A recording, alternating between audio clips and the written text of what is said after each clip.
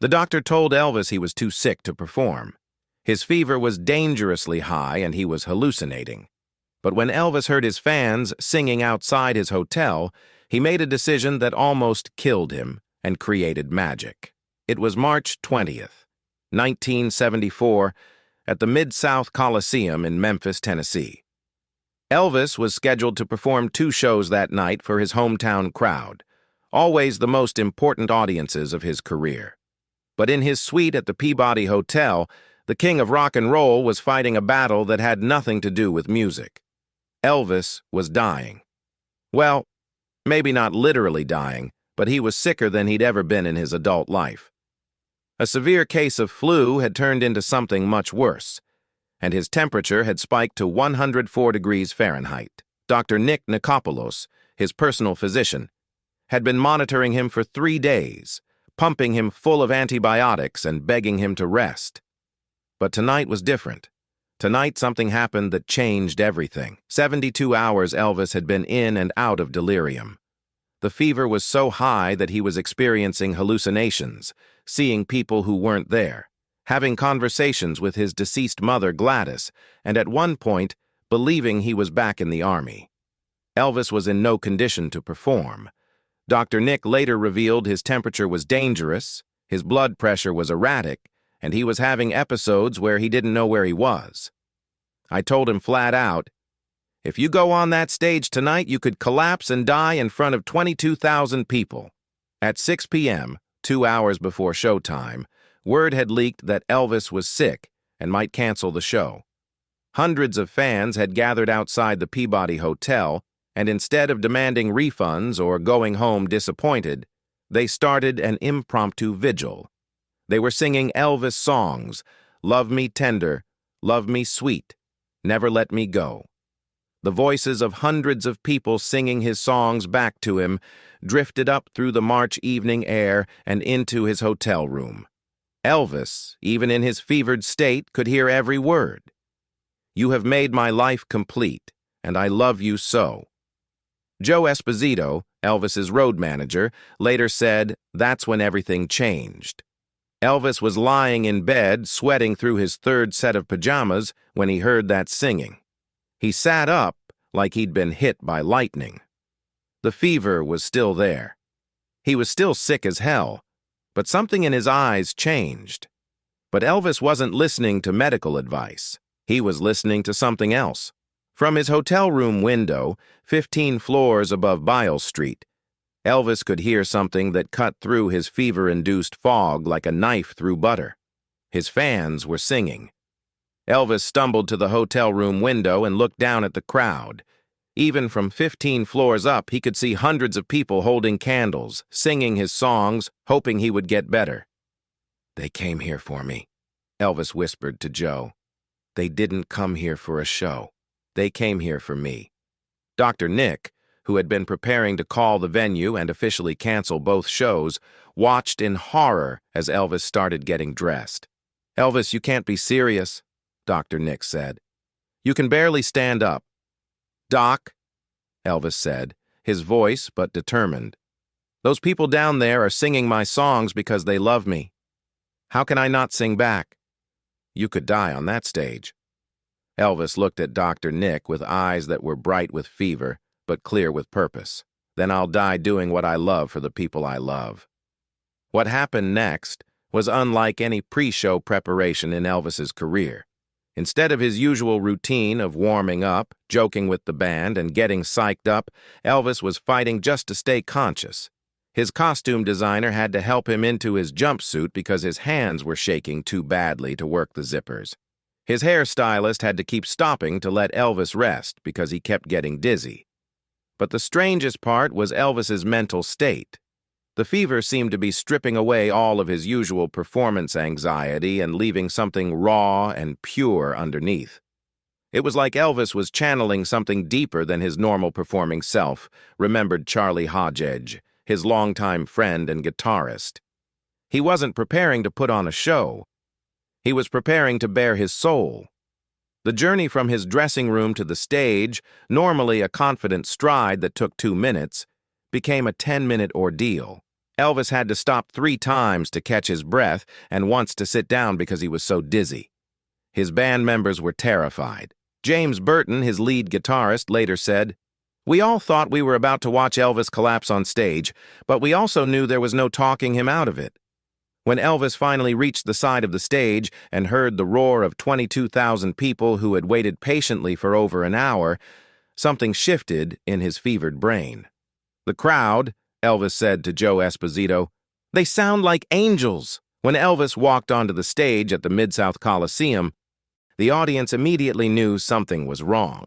His usual confident swagger was replaced by a careful, almost fragile walk. His skin was pale and glistening with sweat, and his eyes had that bright, intense look that comes with high fever. But when 22,000 people erupted in applause and love, Elvis straightened up slightly and managed his famous grin. "Good evening, Memphis," he said into the microphone, his voice noticeably weaker than usual. "Y'all are going to have to help me out tonight. I'm feeling a little under the weather." The crowd responded with even louder cheers and shouts of, "We love you, Elvis!" "I love you too," Elvis said. And for the first time in years, everyone could hear that he absolutely meant it. What followed was medically impossible and artistically transcendent. Despite his 104 FEF fever, despite his weakness and disorientation, Elvis began to sing with an emotional intensity that nobody in that arena had ever heard before. It was like the fever had burned away everything superficial about his performance and left only the pure essence of his musical soul. His first song was "Love Me Tender," and when he sang the opening lines, his voice was so vulnerable, so heartbreakingly sincere, that people in the front row started crying immediately. The fever seemed to strip away all of Elvis's defenses, said music critic Robert Christgau, who was in the audience that night. He wasn't performing these songs, he was living them. Here's where the story gets really incredible. Elvis's fever-induced hallucinations didn't stop when he got on stage. They continued throughout the performance, but instead of fighting them, Elvis seemed to incorporate them into his show in ways that created pure magic. During "Are You Lonesome Tonight?" Elvis began having a conversation with someone the audience couldn't see. Later, it became clear he was talking to his mother, Gladys, who had died 16 years earlier. "Mama," Elvis said softly into the microphone, looking off to the side of the stage. "These people are singing our songs. Can you hear them?" The audience, not knowing about the hallucination, thought Elvis was referencing his mother's spirit, watching over the show. They responded with gentle applause and even more love. About halfway through the show during my way, something broke open in Elvis. Whether it was the fever, the emotion, or the overwhelming love from the crowd, he began crying on stage. Not just a few tears, he broke down completely, sobbing while still trying to sing. "I did it my way," he sang through his tears. "But I couldn't have done it without all of you." The audience didn't know what to do. They'd never seen Elvis this vulnerable, this human, this real. Then something beautiful happened. One person in the audience started singing along to help Elvis through the song, then another, then hundreds. Soon, all 22,000 people were singing "My Way" with Elvis, supporting him through his emotional breakdown. At the 45-minute mark, the inevitable happened. Elvis collapsed, not dramatically, not with a crash, but slowly, like a building settling. He simply sat down on the stage, unable to stand anymore. Dr. Nick, watching from the wings, started to rush onto the stage, but Elvis waved him off. "I'm okay," Elvis said into his microphone from his sitting position. "I just need to rest for a minute. Y'all keep singing." And they did. For 5 minutes, while Elvis sat on the stage gathering his strength, 22,000 people sang Elvis songs to comfort him. It was like the entire arena had become a healing circle. When Elvis finally stood up again, the crowd erupted in relief and joy.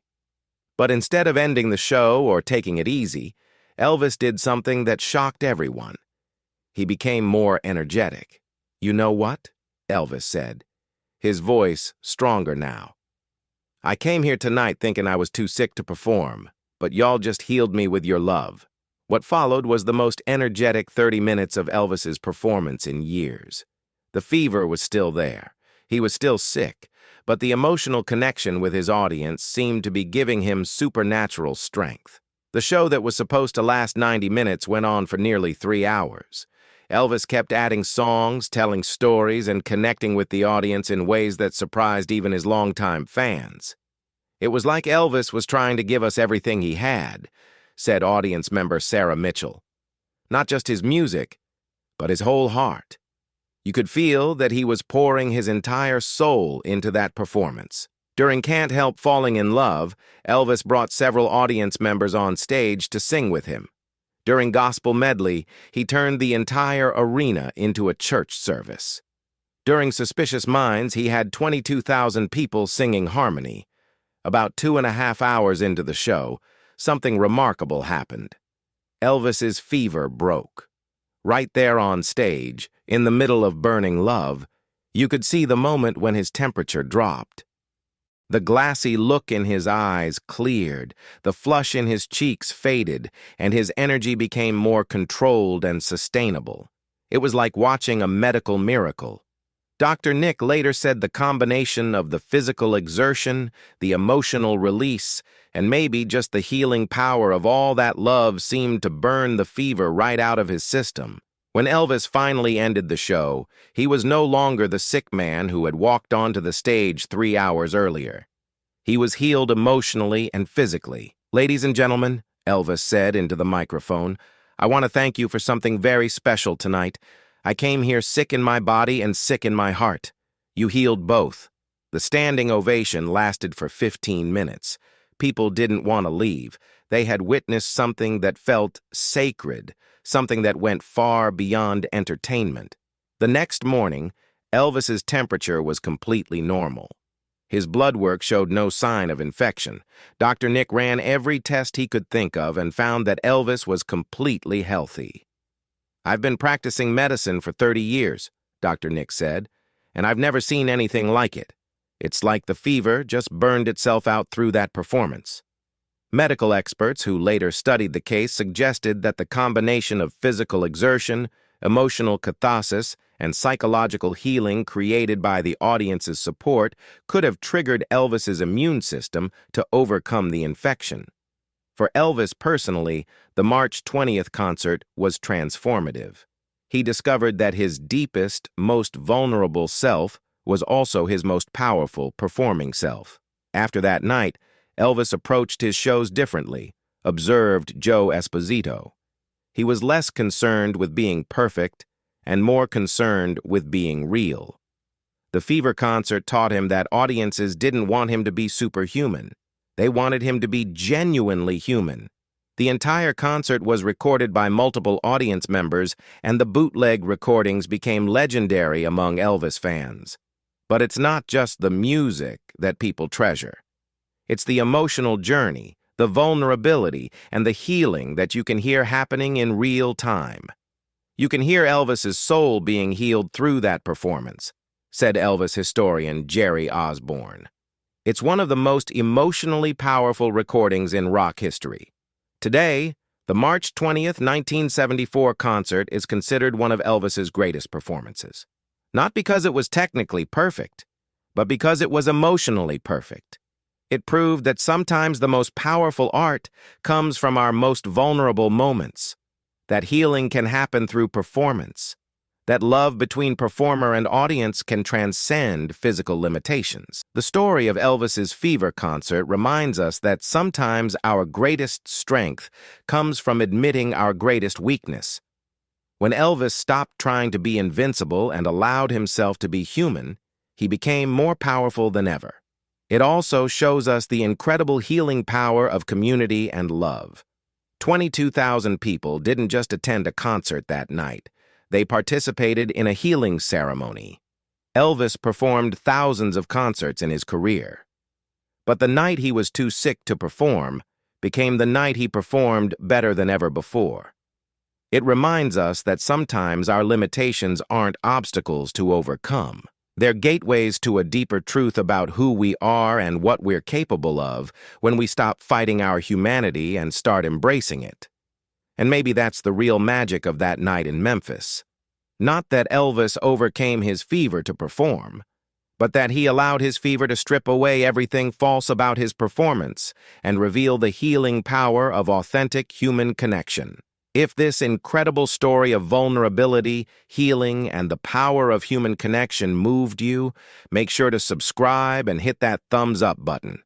Share this video with someone who needs to hear about finding strength in weakness and healing through authenticity. Have you ever experienced a moment when being vulnerable made you stronger? Let us know in the comments. And don't forget to ring that notification bell for more amazing true stories about the transformative power of music and